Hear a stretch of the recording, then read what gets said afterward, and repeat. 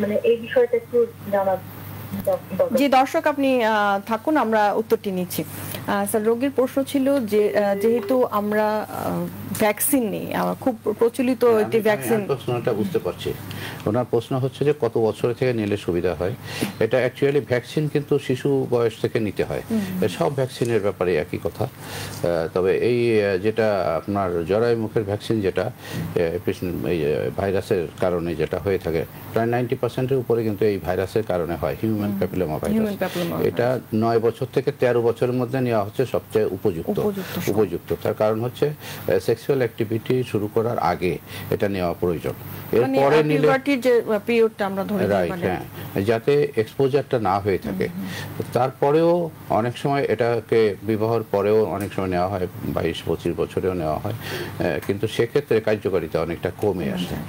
খুবই গুরুত্বপূর্ণ একটি তথ্য যে 9 থেকে 13 বছর বয়সে যদি না হয় তাহলে কার্যকারিতা দর্শক যিনি ফোন করেছিলেন তার আরেকটি প্রশ্ন ছিল, যেটা আসলে ক্যান্সার প্রতিরোধে কতটুকু আসলে কার্যকারিতা রাখে। এটা যদি 9 থেকে 13 বছর বয়সে কোনো মেয়েদের দিয়ে দেওয়া হয়, তার প্রোটেকশন 90%। খুব ইম্পর্টেন্ট। অন্য কোনো কারণ হতে পারে, কিন্তু এই ভাইরাসের কারণে যে 90% ইনফেকশন হয় সেটা প্রোটেকশন হয়ে যাবে। স্যার, আপনার কাছে প্রশ্নটি ছিল যে আমরা যদি কেউ ক্যান্সার আক্রান্ত হয়েছে বা এই ধরনের কারো কাছ থেকে কোনো হয়তো বা জিপি প্র্যাকটিশনার বা কারো কাছ থেকে শুনতে পারলেন, ইন জেনারেল যেহেতু ক্যান্সারের সাইন সিমটমসগুলো খুবই স্যালিয়েন্ট থাকে, অতটা বেশি অ্যাগ্রিগেটিং থাকে না, সেক্ষেত্রে আসলে স্যার কোন ডক্টরের কাছে প্রথমে আসলে যাওয়া উচিত একজন রোগীর? এখন আমাদের দেশে তো আসলে সিস্টেম নাই, আপনি জানেন ব্রিটেন বা অন্য দেশে কিন্তু তাদের ফ্যামিলি ফিজিশিয়ান থাকে বা এরিয়া ভিত্তিক একজন ফিজিশিয়ান থাকে, ওনার কাছে প্রথম যেতেই হবে, উনি তারপরে বিশেষজ্ঞের কাছে রেফার করেন। কিন্তু আমাদের দেশে তো মানুষ হাসি কাশি সর্দি হলেও সরাসরি বড় প্রফেসর দেখাবে, সে ছোট কোনো ডাক্তার দেখাবে না, এটা চলে যায়। এখন যার কাছে গেলেন উনি হয় মেডিসিন বিশেষজ্ঞ বা ইএনটি বিশেষজ্ঞ অথবা যে কোনো বিশেষজ্ঞ, নিউরো বিশেষজ্ঞ হলেন, ওনার উচিত হবে যে যদি ক্যান্সার সন্দেহ হয় তাহলে অন্তত এটাকে ডায়াগনোসিস কনফার্ম করার জন্য প্যাথোলজিতে পাঠাতে হবে।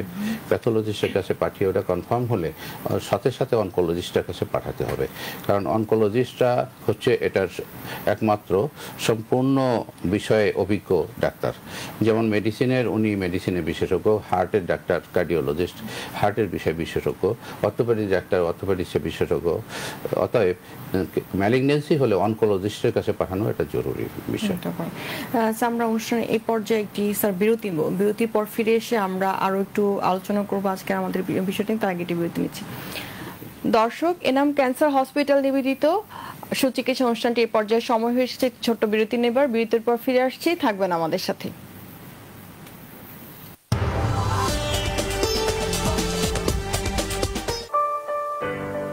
আমার ছিল একটা পরিবার, এখন হয়েছে দুটো। বুঝলাম না।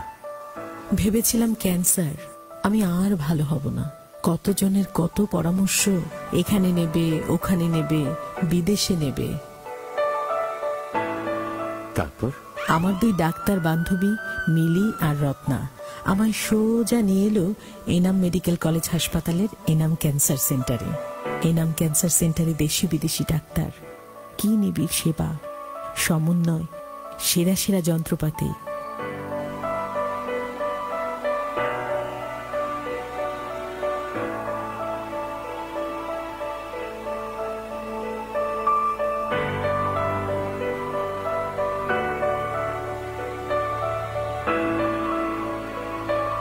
আর রোগীতে ডাক্তারে কি অপূর্ব বোঝাপড়া। এনাম ক্যান্সার সেন্টার, এটাও আমার একটা পরিবার, আমার নতুন জীবন দেয়া পরিবার, আমার অন্তরে, আমার বিশ্বাসে। Enam cancer centre, Enam medical college হাসপাতাল, সাভার, ঢাকা।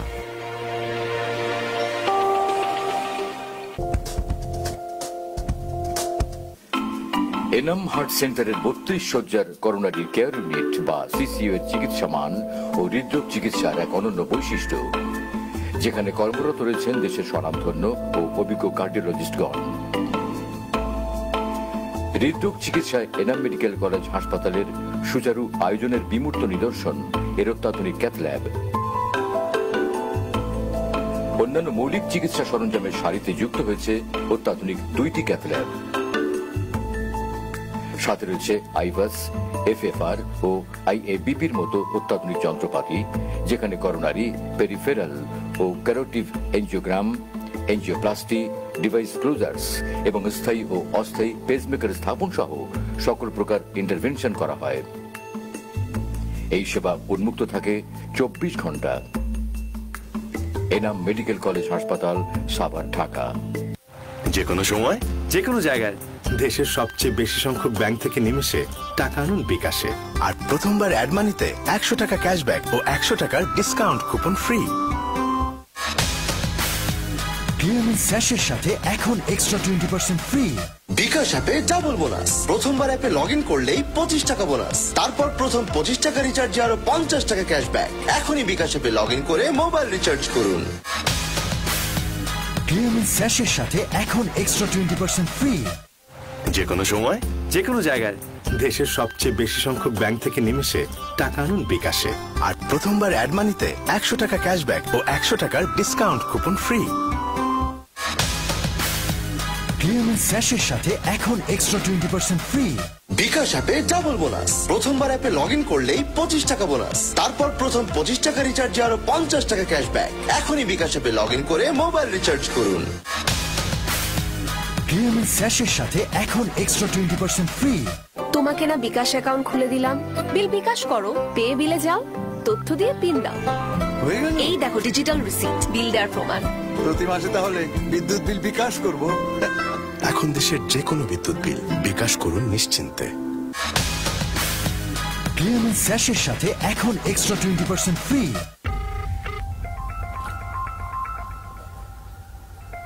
ম্যাডাম, বিকাশ থেকে নাহিদ বলছি।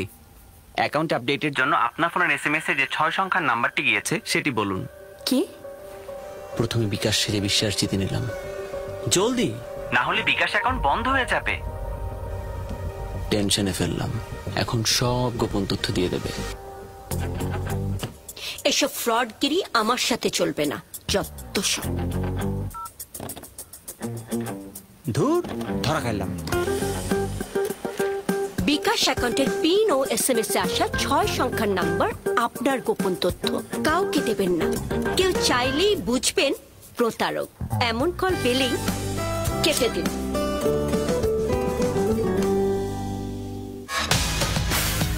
PMS স্যাশের সাথে এখন এক্সট্রা 20% ফ্রি। বিকাশ অ্যাপে ডাবল বোনাস। প্রথমবার অ্যাপে লগ ইন করলেই 25 টাকা বোনাস, তারপর প্রথম 25 টাকা রিচার্জে আরো 50 টাকা ক্যাশব্যাক। এখনই বিকাশ অ্যাপে লগ ইন করে মোবাইল রিচার্জ করুন। PMS স্যাশের সাথে এখন এক্সট্রা 20% ফ্রি। বিকাশ অ্যাপে ডাবল বোনাস। প্রথমবার অ্যাপে লগ ইন করলেই 25 টাকা বোনাস, তারপর প্রথম 25 টাকা রিচার্জে আরো 50 টাকা ক্যাশব্যাক। এখনই বিকাশ অ্যাপে লগ ইন করে মোবাইল রিচার্জ করুন। PMS স্যাশের সাথে এখন এক্সট্রা 20% ফ্রি। তোমাকে না বিকাশ অ্যাকাউন্ট খুলে দিলাম, বিল বিকাশ করো, পে বিলে যাও, তথ্য দিয়ে পিন দাও, হয়ে গেল। এই দেখো ডিজিটাল রিসিপ্ট, বিল দেওয়ার প্রমাণ। প্রতি মাসে তাহলে বিদ্যুৎ বিল বিকাশ করব। এখন দেশের যে কোনো বিদ্যুৎ বিল বিকাশ করুন নিশ্চিন্তে।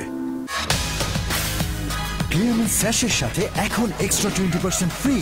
বিকাশ অ্যাপে ডাবল বোনাস। প্রথমবার অ্যাপে লগ ইন করলেই 25 টাকা বোনাস, তারপর প্রথম 25 টাকা রিচার্জে আরো 50 টাকা ক্যাশব্যাক। এখনই বিকাশ অ্যাপে লগ ইন করে মোবাইল রিচার্জ করুন। PMS স্যাশের সাথে এখন এক্সট্রা 20% ফ্রি। যে কোনো সময় যে কোনো জায়গায় দেশের সবচেয়ে বেশি সংখ্যক ব্যাংক থেকে নিমেষে টাকা আনুন বিকাশে, আর প্রথমবার অ্যাড মানিতে 100 টাকা ক্যাশব্যাক ও 100 টাকার ডিসকাউন্ট কুপন ফ্রি। PMS স্যাশের সাথে এখন এক্সট্রা 20% ফ্রি। বিকাশ অ্যাপে ডাবল বোনাস। প্রথমবার অ্যাপে লগ ইন করলেই 25 টাকা বোনাস, তারপর প্রথম 25 টাকা রিচার্জে আরো 50 টাকা ক্যাশব্যাক। এখনই বিকাশ অ্যাপে লগ ইন করে মোবাইল রিচার্জ করুন। আমার ছিল একটা পরিবার, এখন হয়েছে দুটো। বুঝলাম না। ভেবেছিলাম ক্যান্সার আর ভালো হব না, এখানে নেবে, ওখানে নেবে, বিদেশে নেবে। আমার 2 ডাক্তার বান্ধবী সোজা নিয়ে এলো এনাম ক্যান্সার সেন্টারে। দেশি বিদেশি ডাক্তার, সেরা সেরা যন্ত্রপাতি, আর রোগীতে ডাক্তারে কি অপূর্ব বোঝাপড়া। এনাম ক্যান্সার সেন্টার, এটাও আমার একটা পরিবার, আমার নতুন জীবন দেয়া পরিবার, আমার অন্তরে, আমার বিশ্বাসে। Enam cancer centre, Enam medical college হাসপাতাল, সাভার, ঢাকা।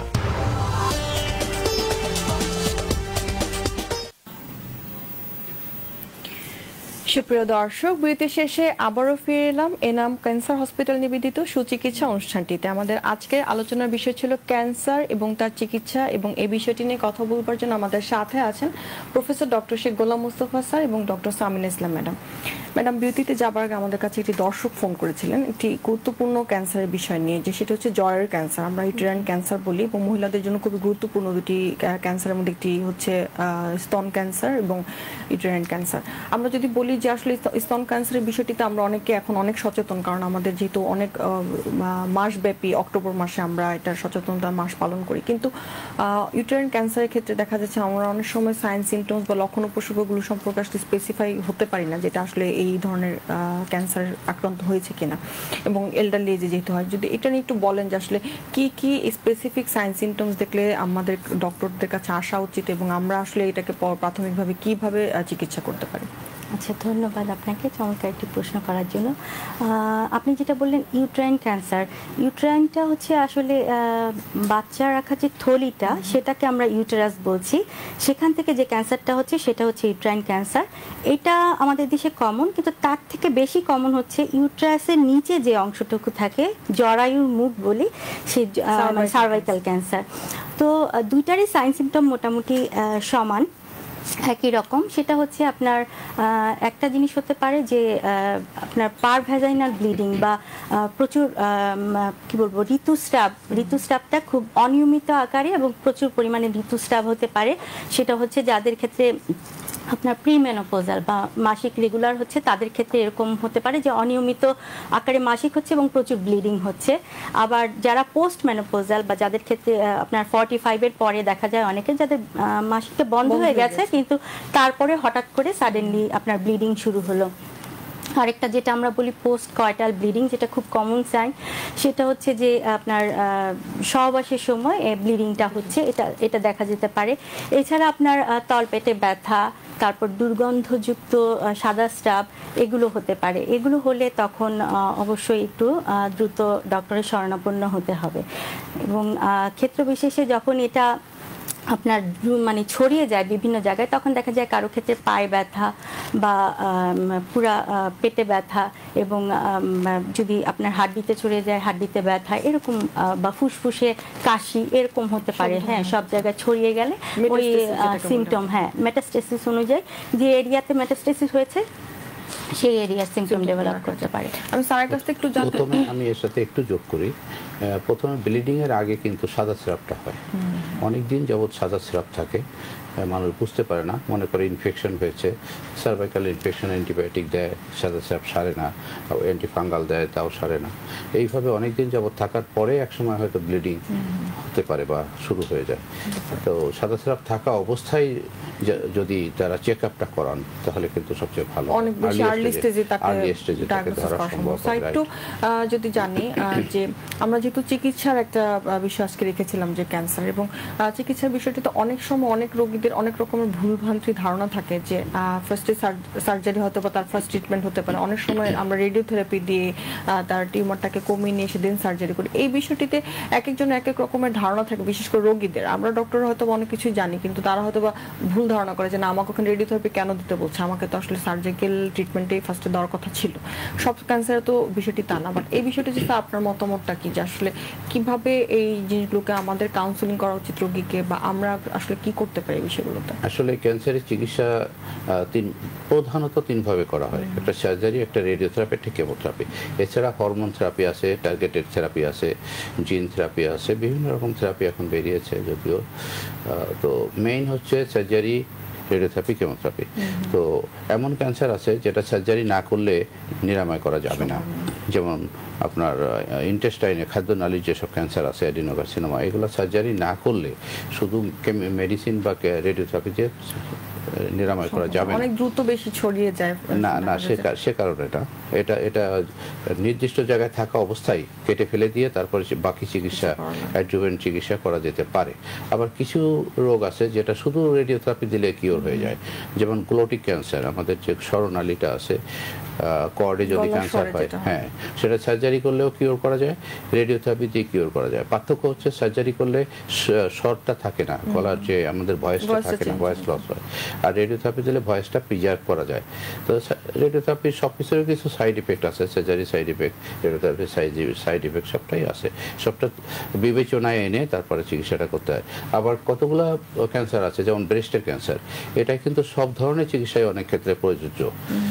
স্টেজ 2-3 যদি হয়, তার সার্জারি করতে হবে, তার কেমোথেরাপি দিতে হবে, এমনকি অনেক সময় নিউ অ্যাডজুভেন্ট কেমোথেরাপি, মানে সার্জারির আগে, ডেফিনেটিভ ট্রিটমেন্টের আগে যে কেমোথেরাপি দেওয়া হয় ওটাকে বলে নিউ অ্যাডজুভেন্ট, দিয়ে ছোট করে নিয়ে তারপর সার্জারি করতে হয়। সার্জারি করে ওটা আবার বায়োপসি টেস্ট করে হিস্টোপ্যাথোলজি রিপোর্ট অনুযায়ী তার আবার কেমোথেরাপি লাগবে কিনা ঠিক করতে হয়, রেডিওথেরাপি লাগবে কিনা ঠিক করতে হয়, তার কারণ তার স্টেজ কতটা ছিল, স্টেজের উপর নির্ভর করবে, এবং তার হরমোন পজিটিভ কি নেগেটিভ সেটাও আবার দেখতে হয়।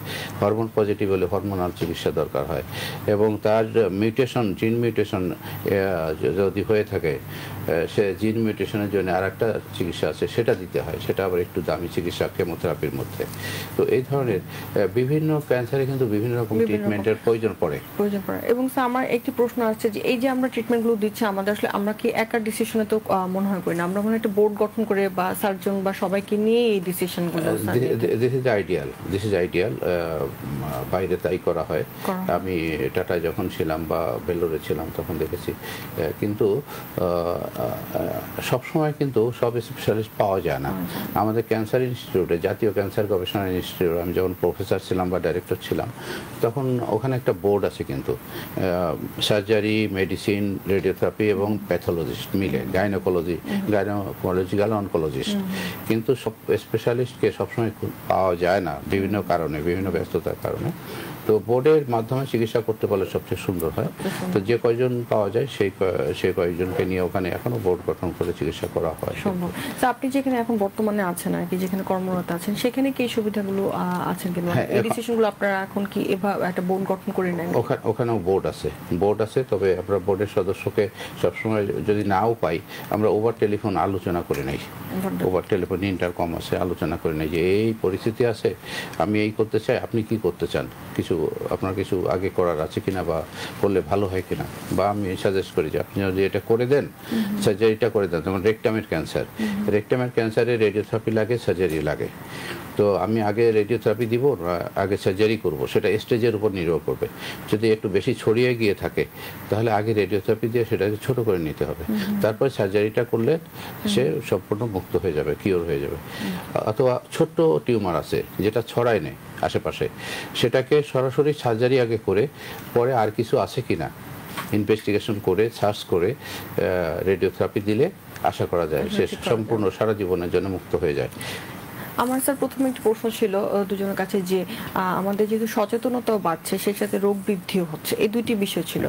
চিকিৎসার ক্ষেত্রেও কি স্যার বিষয়টা এরকম কিনা যে আমাদের দেশের প্রেক্ষাপটে আমরা কি স্যার কিছু হলে আগে আমরা যখন সার্জিক্যাল কোনো ইস্যুস হতো বা ক্যান্সার হতো, আমরা সরাসরি বিদেশে চলে যাওয়ার একটি প্রবণতা আমাদের মধ্যে থাকা দিত, এই বিষয়টি কতটুকু আমরা আসলে কারেক্ট করতে পেরেছি রোগীদের মধ্যে, বা সচেতনতা কতটুকু আমরা জাগিয়ে তুলতে পেরেছি যে না আমাদের দেশে আসলে চিকিৎসা এখন দেওয়া যাচ্ছে এবং সম্ভব?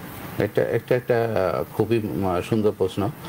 আসলে আমাদের বিদেশি মানুষ দেখলে যেমন আমরা খুব আপ্লুত হয়ে যাই, তার সাথে একটু কথা বলা, পরিচিত হওয়া, আমরা বিদেশে গিয়ে চিকিৎসা করাটা এটাও আমাদের একটা ট্রেডিশন হয়ে গেছে। যার টাকা আছে সে তো যাবেই, যার টাকা নাই সে দরকার হলে বাড়িঘর, গরু ছাগল বিক্রি করে গেলেও অনেক ক্ষেত্রে চলে যায়, গিয়ে পরামর্শ করে দেখে যে দেশে যে চিকিৎসার যে পরামর্শ দেওয়া হয়েছিল তাদের পরামর্শ সেম, একই রকম পরামর্শ। পরে টাকা পয়সা খরচা করে একটু ইনভেস্টিগেশন করে ডায়াগনোসিস করে নিয়ে তারা বলে দেয় তোমরা দেশে যেয়ে চিকিৎসা করো, অথবা একটা দুটা চিকিৎসা দিয়ে পাঠিয়ে দেয় দেশে যেয়ে চিকিৎসা করো। চিকিৎসা সারা পৃথিবীতেই সেম, কারণ আপনার যে বই পড়ে ইংল্যান্ডের ডাক্তার হচ্ছে সেই বই পড়েই কিন্তু আপনিও MBBS হচ্ছেন। বই কিন্তু প্রিন্ট হয় সেই ইংল্যান্ডেই অথবা মিলানে, ইটালির। তো একই বই কিন্তু সবাই পড়ে, একই প্রোটোকল সবাই মেনটেন করে। তবে চিকিৎসার ক্ষেত্রে সবারই কিছু না কিছু পার্সোনাল থাকে, ডিসিশন থাকে, স্পেসিফিকেশন থাকে। এটা খুবই স্বাভাবিক। কেউ ফুল ডোজটা দিতে চায়, কেউ একটু কম্প্রোমাইজ করে কম দিতে চায়, যে সাইড ইফেক্ট হলে ম্যানেজ করতে পারবো কিনা। অনেকে আবার ফুল ডোজ দেয়, যে আমি যদি সাপকে মারতেই চাই তাহলে মাথার মধ্যেই মেরে দেই, লেজে মেরে তো লাভ নেই, নাহলে মরবে না। তো এই ধরনের কিছু ডিসিশন, বা কেউ আগে কেমো দিতে চায়, কেউ আগে রেডিওথেরাপি দিতে চায়, এটা একটু ভ্যারি করে। কিন্তু তাই বলে বিদেশে গেলে যে সব মধু ওখানে আছে এখানে কিছু নেই, এটা কিন্তু সত্য কথা না।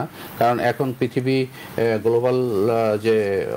গ্লোবালাইজেশন হচ্ছে, আমাদের এই বিশেষজ্ঞদের এই মিক্সচার কিন্তু খুব ফ্রিকোয়েন্টলি হচ্ছে, মিটিং হচ্ছে, দেখাশোনা হচ্ছে, অনলাইনে আলাপ হচ্ছে, কনফারেন্সগুলো হচ্ছে, অনলাইনে আলাপ হচ্ছে, অনলাইনে সমস্ত ইনফরমেশন চলে এসছে।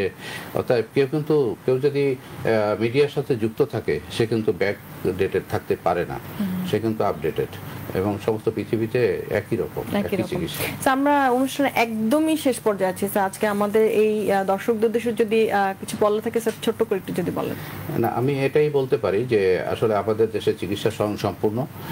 আপনারা আসেন, ভালো সেন্টারে আসেন, এসে আপনারা ডায়াগনোসিসটা করেন। ডায়াগনোসিস হচ্ছে মেইন। ডায়াগনোসিসটা যদি যথার্থ হয় তাহলে আপনার চিকিৎসাও যথার্থ হবে। কারণ আমাদের দেশে অনেক বিশেষজ্ঞ রয়েছেন এবং অনেক ভালো ভালো সেন্টার রয়েছে, যেমন Enam medical college hospital.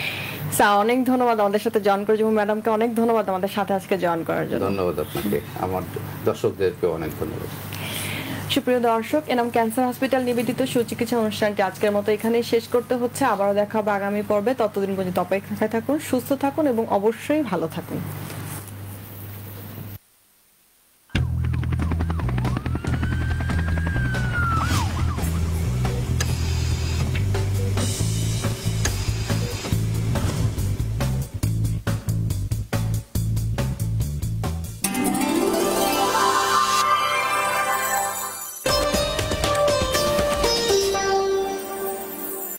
Mister noodles presents ধারাবাহিক নাটক স্মৃতির আলপনা আঁকি। সাইকেল এসে গেছে। আমি যাব। এই না, আমি যাব। ভাইয়া তো নিজেই স্বপ্ন আপুকে গ্রাম দেখাবো বলে নিয়ে যাচ্ছে। ছিঁড়েছে, বেশ করেছি, আরো ছিড়বো। আমাকে তোমার কেমন লাগে? মেয়েটা জাদু জানে। আমি তোমাকে একটু মিথ্যা বলছি না, তুমি আমাকে বিশ্বাস করো। মেয়েদেরকে অনেক ভয় পাও নাকি? তোমার সাথে তো মাখামাখি কি? আমি সত্যি বুঝতে পারছি না আমি কি তামাশা করলাম আলপনা। অসভ্য মেয়ে একটা, মিথ্যাবাদী, প্রতারক। তুই এত ভালোবাসার কথা কি করে জানিস? জ্বর আছে, নিজে ধরে দেখলেই তো পারো। কি হয়েছে? জ্বর। অন্যায়, এগুলো কোনো কিছু হয় না ভাইয়া। সত্যি বলছি, আমি তোমাকে ভালোবাসি আলপনা। তোমাকে ছাড়া আমার সবকিছু শুদ্ধ মনে হয়। ডক্টর মাহফুজুর রহমানের আলোড়ন সৃষ্টিকারী উপন্যাস অবলম্বনে ধারাবাহিক নাটক স্মৃতির আলপনা আঁকি। নাট্যরূপ ও সংলাপ মাসুদুল হাসান শাওন, পরিচালনা মুরাদ পারভেজ। দেখুন রবি থেকে বৃহস্পতিবার রাত 9:20। মজাদার ম্যাজিক মশলা ফ্লেভারে মিস্টার নুডলস, স্বাদ নাও ভালোবাসার। চোখ রাখুন এটিএন বাংলায়। একটু পরে দেখবেন সংবাদ সৌজন্যে স্পাহানি মির্জাপুর চা। ফাস্টেস্ট নেটওয়ার্কে বেশি মিনিট, 250 মিনিট 157 টাকায় এবং 90 মিনিট 57 টাকায়। বাংলা লিংক। রকেট অ্যাপ দিয়ে নতুন অ্যাকাউন্ট খোলার সাথে সাথেই পাচ্ছেন 25 টাকা বোনাস। প্রথমবার ক্যাশ ইন করে মার্চেন্ট পেমেন্ট, মোবাইল রিচার্জ অথবা বিল পে করলেই 50% cashback. Rocket, Dutch Bangla bank mobile banking, টাকার রকেট। ভবিষ্যৎকে কেবল ভাগ্যের কাছে সঁপে দেয়া বুদ্ধিমানের কাজ নয়, নির্মাণ কাজে ভালো রড নিশ্চিত করে নিরাপদ ভবিষ্যৎ। সিআরএম বেলজিয়াম থেকে টেম্পো সার্টিফাইড, বাংলাদেশের একমাত্র rod. Bayezid steel, core of excellence.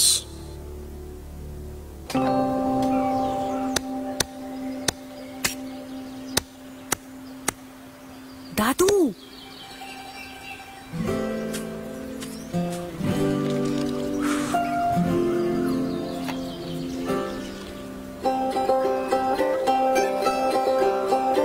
College নড়লে ক্লাস করবি কেমনে? দেশ জুড়ে শিক্ষার আলো পৌঁছে দেওয়া চাইলেই সম্ভব। বিস্তৃত 4G নেটওয়ার্ক নিয়ে পাশে আছি আমরা আপনার জন্য। গ্রামীণ ফোন। বেক সর্ষে ইলিশ আমার নতুন ভিডিওর জন্য। এই পর্যন্ত এটা তোর বেস্ট। এ কি এমন মলিন কাপড় পরে ইউটিউবে আসা যাবে না। তার জন্য আছে নতুন রিন, যা কাপড়ের উজ্জ্বলতা অটুট রাখে ব্রাইট লক টেকনোলজির সাহায্যে। নিজের সেরাটা দেখানোর জন্য সেরা রিন। দিন যেমনই হোক আমার চেহারা করে গ্লো, কারণ আমার আছে নতুন লাক্স 7টি সৌন্দর্য উপাদানের সাথে। আমার চেহারায় আনে মখমলে গ্লো। Lux glow time. এরপর দেখবেন সংবাদ, সৌজন্যে স্পাহানি মির্জাপুর চা।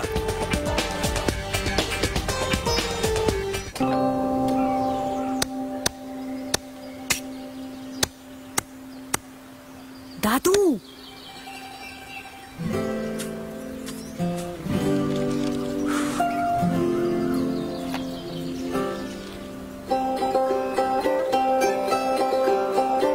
কলেজ নড়লে ক্লাস করবি কেমনে?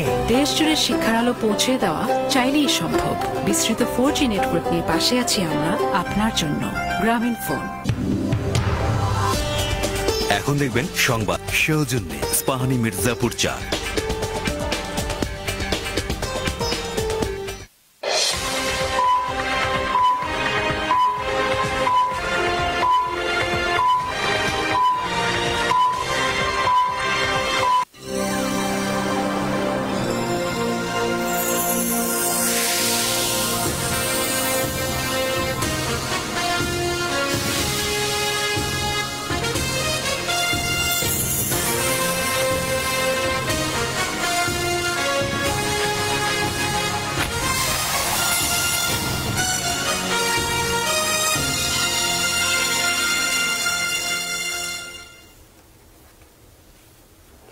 আসসালামু আলাইকুম। অবিরাম বাংলা সংবাদে সবাইকে স্বাগত জানাচ্ছি, আমি ভাবনা আহমেদ। শুরুতেই বিআরবি কেবল সংবাদ শিরোনাম। যুক্তরাষ্ট্রে বেড়েই চলেছে করোনায় আক্রান্তের সংখ্যা, বিশ্বজুড়ে মারা গেছে 13,86,000-এরও বেশি।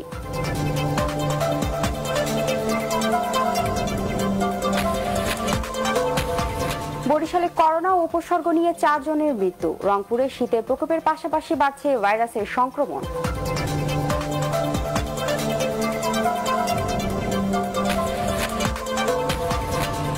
নির্ধারিত সময়ে আখ মারাই শুরু হচ্ছে না দেওয়ানগঞ্জ জিল বাংলা সুগার মিলে, চাকরি হারানোর শঙ্কায় শ্রমিকরা।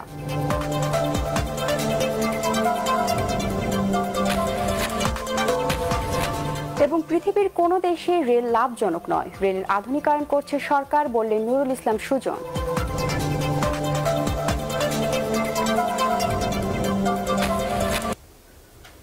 শুনছিলেন বিআরবি কেবল সংবাদ শিরোনাম। প্রচলিত স্টিল নাকি বিশ্বসেরা কোয়ান্টাম স্টিল, চয়েস আপনার হাতে। জিপিএইচ ইস্পাত। এবারে বিস্তারিত সংবাদ। যুক্তরাষ্ট্রে বেড়ে চলেছে করোনা ভাইরাসে আক্রান্তের সংখ্যা। টানা 20 দিন ধরে দেশটিতে প্রতিদিনই ভাইরাসের সংক্রমিত হচ্ছেন লাখো মানুষ। জনস হপকিন্স বিশ্ববিদ্যালয়ের তথ্য অনুযায়ী দেশটিতে এ পর্যন্ত 1,20,00,000-এরও বেশি মানুষ করোনায় আক্রান্ত হয়েছেন। মহামারী শুরুর পর থেকে শুধুমাত্র নভেম্বর মাসে আক্রান্তের সংখ্যা বেড়েছে 25%-এরও বেশি। এদিকে করোনার সংক্রমণ রোধে দেশটির সাধারণ ছুটি থ্যাঙ্কস গিভিং ডেতে ঘরে থাকার পরামর্শ দিয়েছেন যুক্তরাষ্ট্রের রোগ নিয়ন্ত্রণ ও প্রতিরোধ কর্তৃপক্ষ। আর বিশ্বজুড়ে এ পর্যন্ত 5,85,00,000-এরও বেশি মানুষ করোনায় আক্রান্ত হয়েছেন। মারা গেছে প্রায় 13,86,000।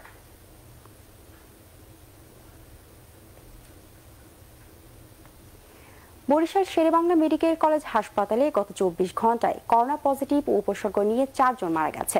এ নিয়ে জেলায় করোনায় মোট মৃতের সংখ্যা 77,000 আর মোট করোনায় আক্রান্ত হয়েছেন 4,290। সবশেষ 24 ঘন্টায় বরিশাল বিভাগের 5 জেলায় নতুন করে শনাক্ত হয়েছেন 40 জন।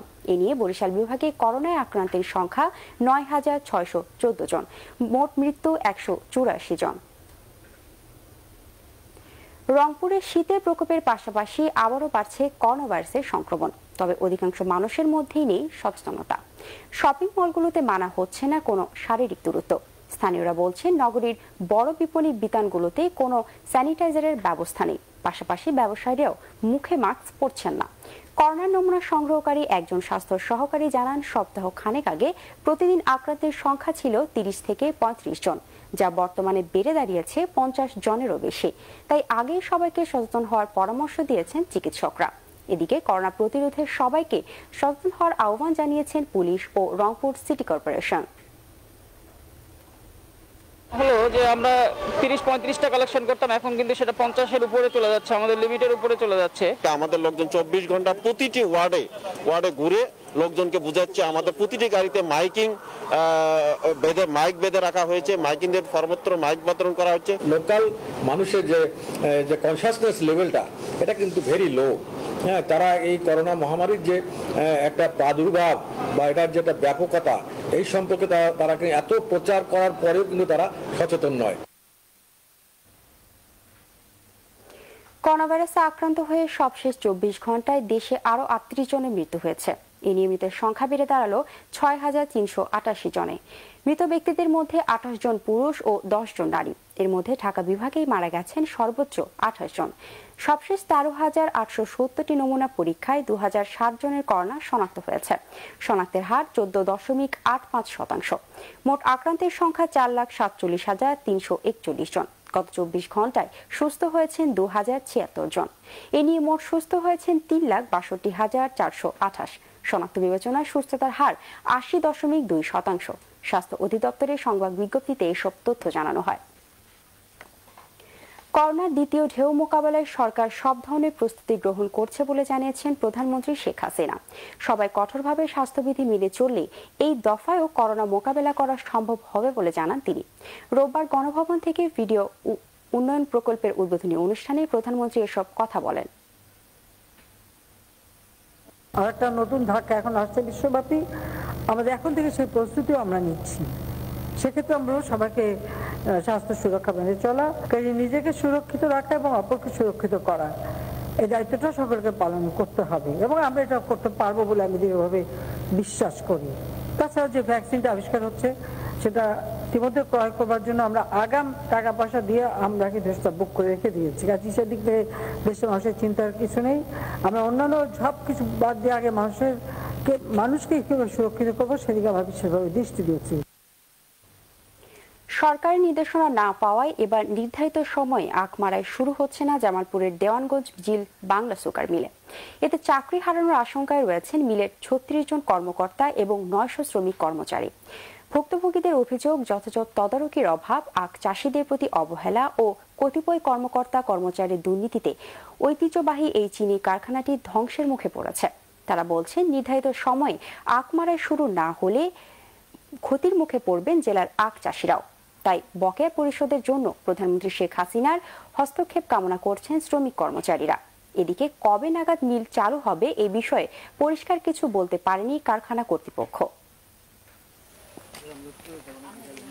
প্রায় 35 বিঘার মতো আখ এখনো খেতে দণ্ডায়মান আছে। সঠিক সময়ে মিল এখনো খুলছে না। অনেক টাকা ঋণ করছি, আমাদের কুশের নিতে আছে না সুগার মিলে। আমাদের 4 মাস ধরে কোনো বিল বেতন নাই।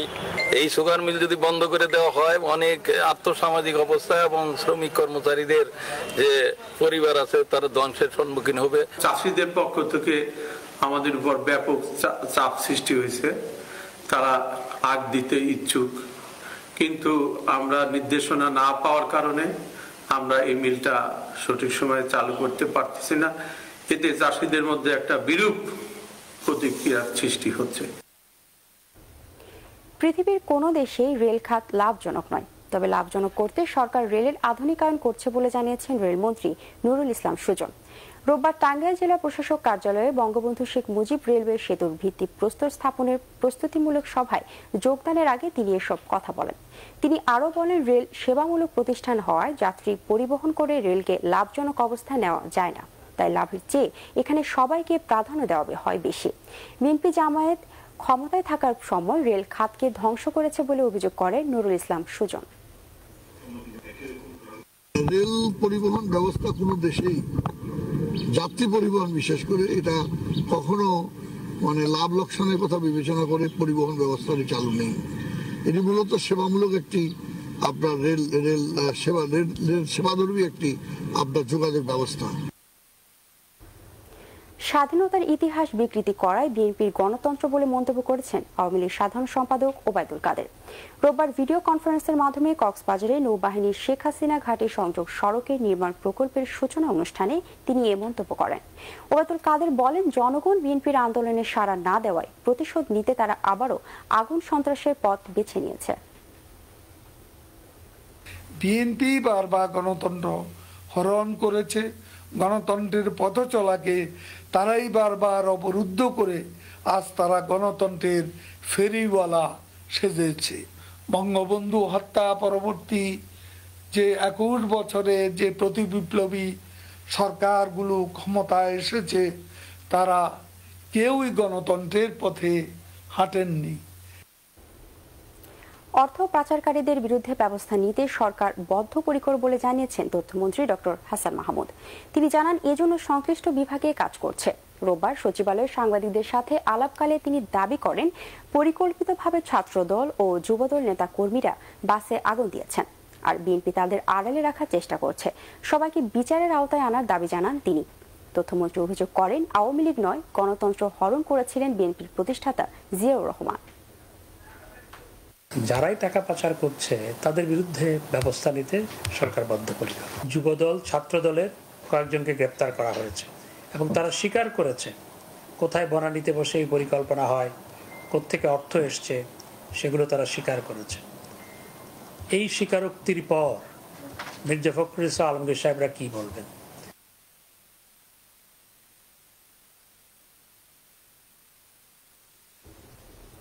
আওয়ামী লীগ মুক্তিযুদ্ধের চেতনা ও স্বাধীনতার সব অর্জনকে ধ্বংস করে দিয়েছে বলে অভিযোগ করেছেন বিএনপির স্থায়ী কমিটির সদস্য ডক্টর খন্দকার মোশাররফ হোসেন।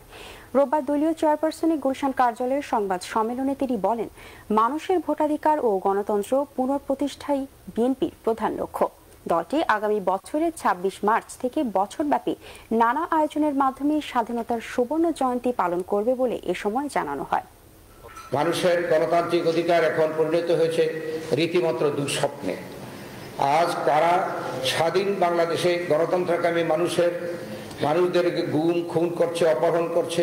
৫০ বছর পূর্তিতে আমাদের মূল থিম থাকবে যে আমরা আবার বাংলাদেশকে সেই বাংলাদেশের মূল চেতনায় ফিরে নিয়ে যেতে চাই, সেই চেতনাকে বাংলাদেশে প্রতিষ্ঠা করতে চাই। প্রথম ধাপে দেশের 25টি পৌরসভায় নির্বাচন হবে আগামী 28 ডিসেম্বর। এই দফায় সব নির্বাচনে ইভিএম এ ভোট গ্রহণ হবে। রোববার নির্বাচনের তফসিল ঘোষণা করে ইসি সচিব মোহাম্মদ আলমগীর জানান, সারা দেশে মেয়াদোত্তীর্ণ পৌরসভাগুলোতে ভোট হবে 4 থেকে 5 দফায়। জনগণ নির্বাচন চায়, জনপ্রতিনিধিরা নির্বাচন চায়, যার জন্য মাননীয় কমিশন জনগণের আকাঙ্ক্ষার প্রতি ফলন। আমেরিকাতে সবচেয়ে করোনা মৃত্যু বেশি, সেখানেও জাতীয় নির্বাচন করেছে, ভারতে করেছে, তারপরে পৃথিবীর সব দেশে নির্বাচন হচ্ছে, কিন্তু কোনো দেশে কিন্তু করোনার কারণে নির্বাচন বন্ধ নেই। দোকানের কর্মচারী থেকে হাজার কোটি টাকার মালিক বনে যাওয়া মনির হোসেন ওরফে গোল্ডেন মুনের বিরুদ্ধে দায়ের করা 3 মামলায় 18 দিনের রিমান্ড মঞ্জুর করেছে আদালত। রোববার 21 দিনের রিমান্ডের আবেদন জানালে আদালত এই রিমান্ড মঞ্জুর করে।